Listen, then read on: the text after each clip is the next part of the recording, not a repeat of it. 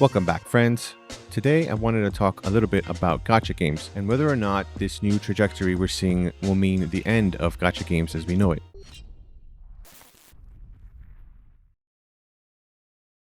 For starters, if you've been playing mobile games recently, you'll notice that a lot of the anime-inspired mobile games tend to come with a gacha system. For those of you who don't know what a gacha system is, it is essentially very similar to that of a gambling roulette. And I know a lot of people would fight back against this description of what gacha is, but realistically speaking, gacha is very much a gambling system. Now, as an example of what this could mean, if you've ever played games like Genshin Impact, you'll realize that in order to get new characters, you have to pool on a roulette system that gives you a percentage of a chance to receive the kind of character that you want. And again, this takes a lot of resources, a lot of currency, and in the end, if you choose to, it can cost a lot of real life money. Once again, to not downplay this fact, this is gambling. Despite that fact, Genshin Impact and other anime-inspired mobile games tend to get a lot of traction and large crowds of players jumping into the game. Even though a lot of people dislike the whole gacha roulette system, that doesn't stop them from actually playing the game. And I think that says something about the types of game and the quality of these games that are coming out recently. But based on that alone, we tend to see that a lot of people gravitate towards these games while still disliking the system of gambling. But if we did have these kind of games without the gacha, would they still be nearly as profitable or enjoyable? Now, that brings me to my main point for this conversation here, and that is the current trajectory of games seems to be headed in a direction without gacha, or at the very least in a different method of gacha gambling roulettes. What do I mean by that?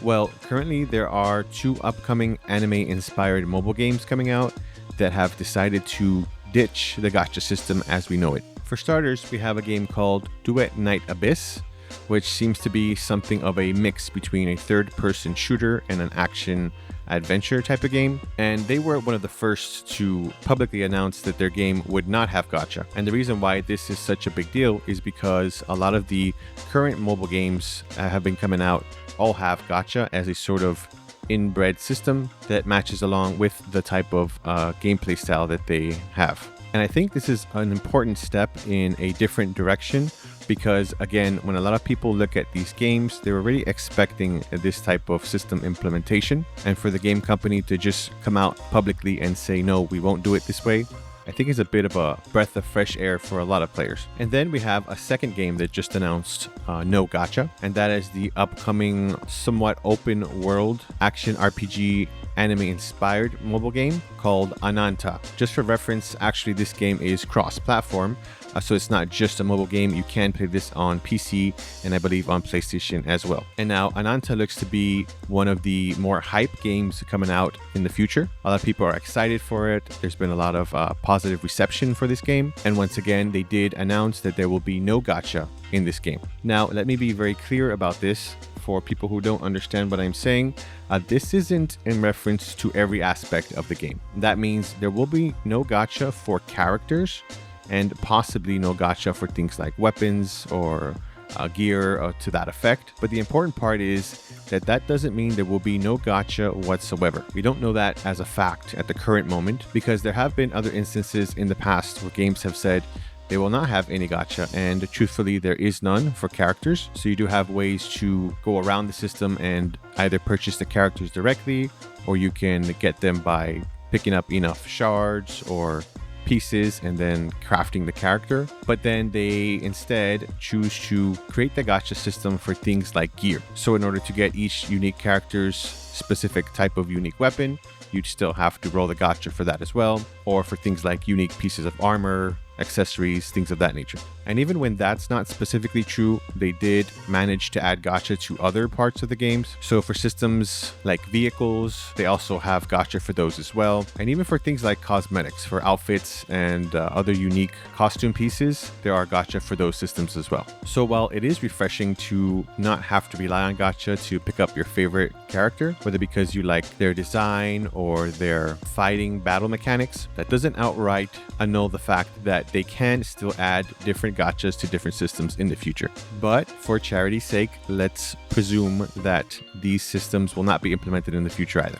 How will these games make their money? How will they be able to monetize if they don't have this particular system implemented? And the answer to that is typically in cosmetics. Again, if they chose not to implement the gacha system here, cosmetics would be purchasable with real life money or some type of rare in-game currency, and you'd be able to use these cosmetics to make your characters more unique and more interesting. Now, Ananta is stating that their monetization will come from things like costume, cosmetics, and different type of color schemes, something to make your world, your characters, and I think you may have your own sort of room or home to make those more unique. They will be offering these type of cosmetic items for real world cash. Now, with these type of games actively pushing back against gacha systems, does this mean that gacha games are going to disappear forever? I think the very obvious answer to that is no. And the reason is because gacha games themselves are insanely profitable. And when I say insanely profitable, I'm talking about in the hundreds of millions of dollars worth of profit. Currently, no company in their right mind would actively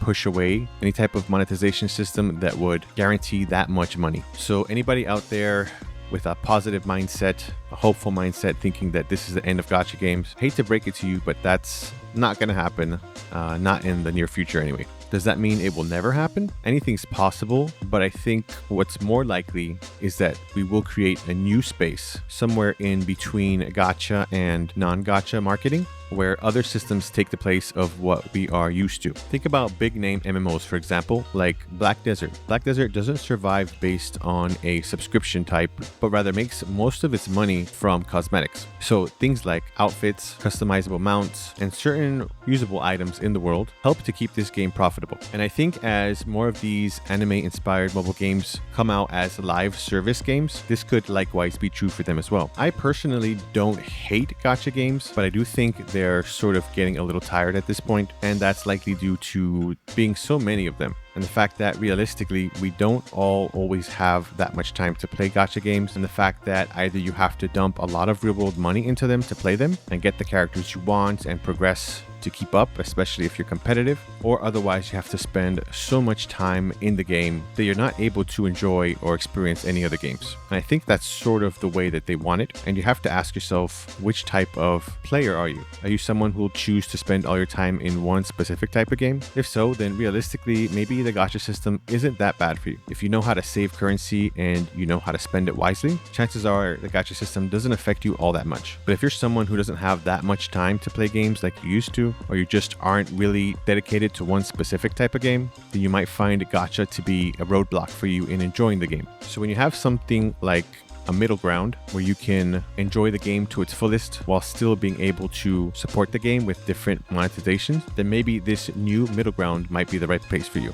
Again, I don't see gacha games going anywhere in the future, but it's very possible that they might slowly be able to adapt to some of the new monetization systems that other games are implementing and have a fair middle ground. Gacha games are still doing massively well and very profitable once again. Games like Genshin Impact, Wuthering Waves, and a lot of other similar games coming out in the future as well. So don't expect your favorite gacha game to disappear, but do expect upcoming and very familiar and similar games to perhaps tread a different path going forward. At the end of the day, I do believe that this is a sort of market correction for a lot of gamers who are just getting a little bit tired of the same constant gacha games. They've gotten a bit gacha fatigued. But I'd love to see for myself exactly how these games provide that monetization system and how they plan to be profitable in the future before we jump the gun and say that this is what the future will look like. But we certainly do see hope on the horizon. So what about you?